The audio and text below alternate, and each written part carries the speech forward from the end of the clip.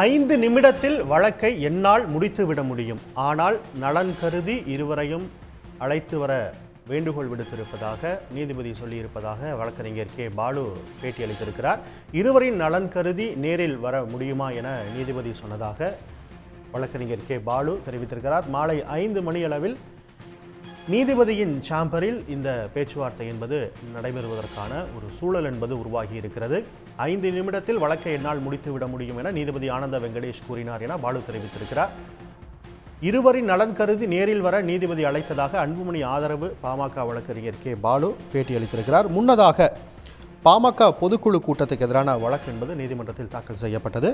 ராமதாஸ் அவருடைய மகனான அன்புமணி ராமதாஸ் தலைமையில் மாமல்லபுரத்தில் நாளைய தினம் ஆகஸ்ட் 9ஆம் தேதி நடைபெறவிருந்த பொதுக்குழு கூட்டத்துக்கு தடை விதிக்க கோரி சென்னை உயர்நீதிமன்றத்தில் மனு தாக்கல் செய்திருந்தார்.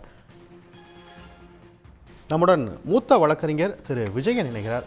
வணக்கம் விஜயன் சார். நீதிபதியினுடைய இந்த கருத்தை எப்படி பார்க்குறீங்க? அப்படி அழைத்து பேச முடியுமா? சட்டத்தில் அதற்கு இடம் இருக்கிறதா? இது எப்படிப்பட்ட ஒன்று? இது சட்டத்தில் இடம் இருக்கு.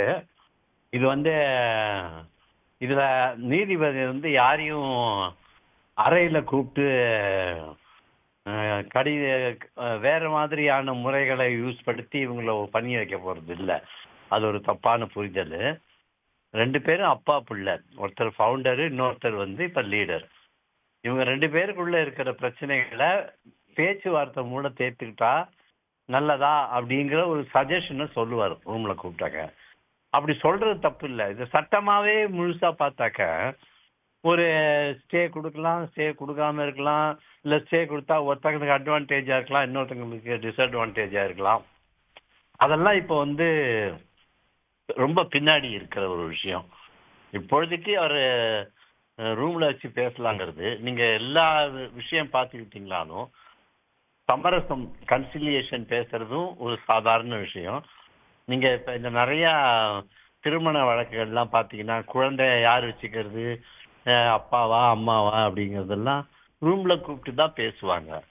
அதனால ரூம்ல கூப்பிட்டு பேசுறதுனால சட்டம் மாறிடாது. ரூமுக்கு வெளியே பண்றதுனால சட்டம் வேறையா இருக்காது.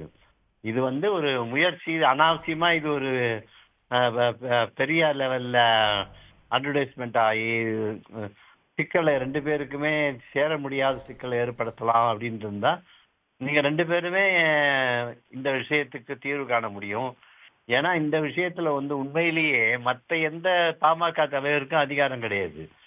பண்ணணும்னாக்கா ஒண்ணு ராமதாஸ் ஐயா பண்ணணும், இல்லாட்டி அன்புமணி செய்யணும். இவங்க 2 பேரும் தான் அதுல நம்பர் 1.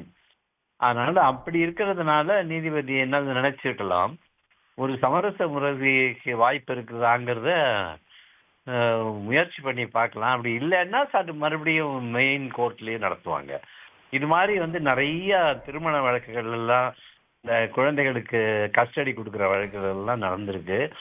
ஈவன் நம்ம சட்டத்திலே என்ன சொல்றாங்கன்னாக்க, எல்லா பிரச்சனையுமே வழக்கா ஆக்காம ஒரு வழக்கு போறதுக்கு முன்னாடி நீங்க 2 பேரும் கன்சிலியேஷன் போறீங்களா, சமரசம் போறீங்களா அப்படின்னு ஒரு கேள்வி கூட கேட்பாங்க. அதனால என்னை பொறுத்த வரைக்கும் அது ஒரு பெரிய விஷயம், தவறான முயற்சி அல்ல. அந்த முயற்சி தோக்கனா ஜெயிக்கலாம், அது தெரியாது யாருக்கும்.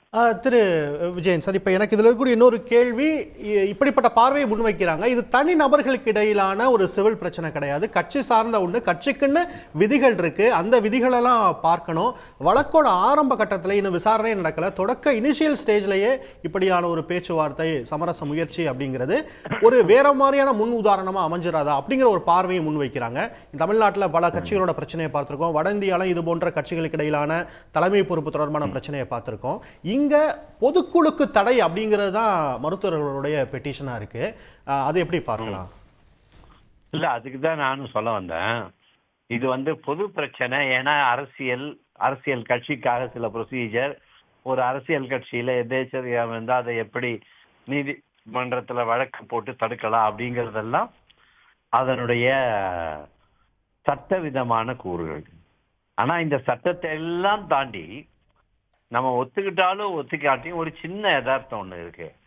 ராமதாசும் அன்புமணியும் கட்சியில என்ன பொசிஷன் இருக்கிறாங்க அப்படிங்கறது அல்ல முக்கியம். அவங்க 2 பேரும் அப்பா பிள்ளைக்குள்ள இருக்கிற பிரச்சனைய கட்சி பிரச்சனையா இப்ப அந்த ஏன்னா கட்சியில தானே ரிஃப்ளெக்ட் ஆகுது. ஏன்னா கட்சியை தானே 2 பேரும் ஆட்சி பண்றாங்க, இல்ல ஆட்சி பண்ண நினைக்கிறாங்க. அப்படி இருக்கிறதுனால இதுல ஒரு முயற்சி பண்றீங்களா, ட்ரை பண்ணலாமான்னு இவர் நினைச்சிருக்கலாம். ஆனா அவரு அந்த மாதிரி ஒரு முயற்சியை அவங்க மேல வலுக்கட்டாயமா திணிக்க முடியாது. அதுதான் பாயிண்ட். இப்ப மாலை 5 மணி அல்லது 5:30 அப்படின்னு வரும்போது ஏதாவது ஒரு முடிவு எடுக்க முடியுமா? அப்படி முடிவு எடுக்கப்படாத பட்சத்துல நாளைய தினம் அந்த பொதுக்குழுங்கிறது நடந்துருமே, அது ஒரு தரப்புக்கு பாதிப்பு அமையாதா? இல்ல, முடிவு எடுக்க முடியாது. நாளைய தினம் பொதுக்குழு கூட்டம் நடக்க போகுதா இல்லையாங்கிறது இன்னைக்கே சொல்ல முடியாது. முடிவு எடுப்பாங்களா இல்லையா, இல்ல அப்படி கேட்டுட்ட பிறகு மறுபடியும் ஓப்பன் கோர்ட்லயே பண்றேன்னு சொல்லிட்டு காலம்பரை 10:30 மணிக்கு கோர்ட் எடுக்கலாம்ல கேஸ். கோர்ட்டுக்கு டைமிங் என்ன இருக்கு? ஈவன் 6:30 மணிக்கு எடுக்கலாம், இன்னைக்கு நைட்டு 7:30 மணிக்கு எடுக்கலாம், இல்ல காலம்பரை சீக்கிரம் கூட எடுக்கலாம்.